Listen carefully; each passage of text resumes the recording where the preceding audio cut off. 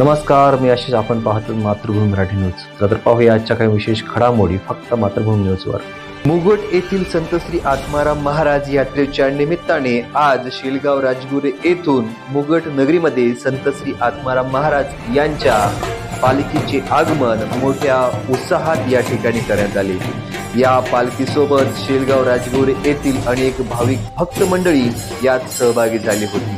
यामध्ये मुगट नगरीतील सुद्धा अनेक भाविक भक्त सहभागी झालेले आपल्याला दिसून येतात.